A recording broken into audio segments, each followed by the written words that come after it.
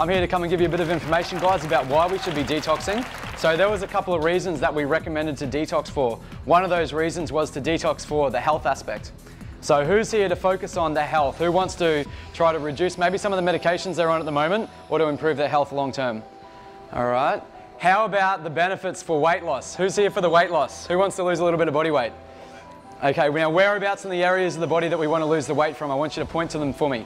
Where are the major areas? Okay, so we've got a few around here, a few around here. All right, you'll notice that there's usually target areas that we really struggle to lose weight from today. And what we're going to do is identify why there's certain areas in the body we struggle to lose weight from and certain areas in the body that are really easy for us to lose the weight. Now, one other thing to talk about is the energy. Has anyone ever woken up after 7 or 8 hours sleep at night? Okay, and they feel absolutely tired when they wake up in the morning like they didn't sleep at all. Can anyone relate to that? Or what about eating food throughout the day and then feeling tired after they eat, like their body's just exhausted, like they get no energy from the food whatsoever? That's insane, isn't it, when we think about the purpose of food, to give us energy in the first place. So we're going to be discussing all of these different things, guys, and how detoxing will benefit all of these. Now, who's done a detox before in the room? Just a show of hands, a couple of people? Okay, ladies and gentlemen, how many people do you think should be detoxing today? Yeah, absolutely right. Everyone should be detoxing. Now, guys, this is the reality. We all live in a toxic world, and we're all exposed to these toxins on a daily basis. If I was to ask you what your example of a toxin is, what would you tell me? One word, what's a toxin? Alcohol. An alcohol, yeah, but then to sum it up in one word, yeah, you're right, that'd be the best example of poison. Okay, and what we want to identify is how they're impacting the way our bodies are functioning on a daily basis. So I'm going to go straight into the weight loss because I saw a lot of you are really interested in learning about the weight loss side of things. So what I want to do first of all is teach you exactly how your bodies burn weight and burn body fat. Now, before I do, I should probably introduce myself. Sorry. So I know I've met a couple of you already, but welcome into the room if you're just coming. My name's Jack Cross and I'm all the way from Australia. G'day, mate. So I just want to let everyone know that I've been in this industry now for 6 years working as a trainer, a master trainer in Australia. Before that, I got my certifications and my qualifications. But as you'll know, this is an industry that's constantly growing, it's constantly evolving and it's constantly changing. So I want to let you know that I'm constantly learning and doing extra courses, sub-tertiary, to make sure that the information that I'm giving you is effective, it's up to date and it's currently working. And I've just recently finished my most recent course, which was on nutritional science, where I was studying at Hippocrates Health Institute. So up to date, guys. I want to let you know you are in good hands, and the information I'm going to pass on to you today is information that you're going to start to be able to put into practice into your life straight away to start evolving and keeping up to date with everything that's going on. So let's go in and actually talk about how the body burns fat first of all. Most important thing we can learn about. If I can teach you about this, now you're going to have a really, really good understanding about what's going on inside your body when you're training in the gym and when you're exercising. Now, basically, ladies and gentlemen, the way the process works is that there's a specific organ inside the body called the liver that's designed to metabolize fat. Now, the way it metabolizes fat is it's releasing hormones.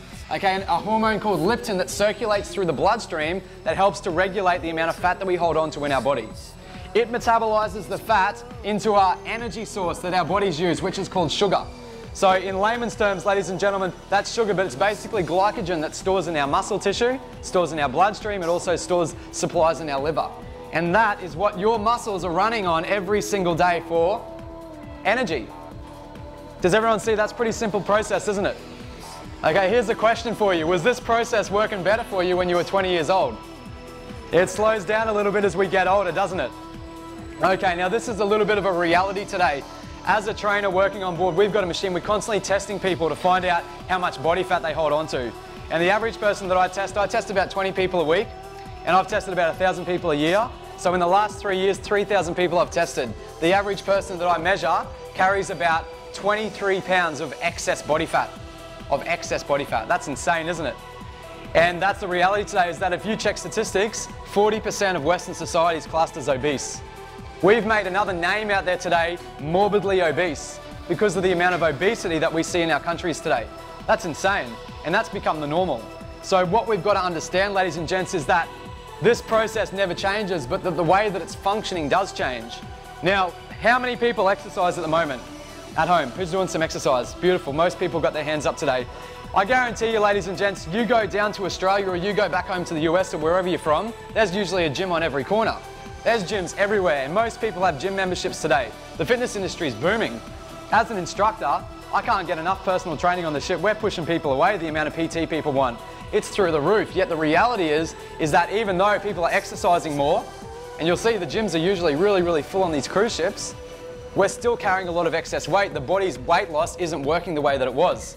Now, what we've got to identify, guys, is internally, inside our body, how that process is slowing down. And this is what I'm here to teach you about today. There's another system in the body, okay, that basically has an impact on the way that our body burns fat. And that system is called the lymphatic system. Now, how does this influence it? Well, let's have a look at the purpose of the lymphatic system first of all. Now, not only, guys, okay, does the liver metabolize fat, but it does 500 different functions inside the body. Now, when we look at the liver and we have a look at the importance of it, we can relate it similar to a car. Everyone owns a car, don't they? Okay, now we've got a filter in our car.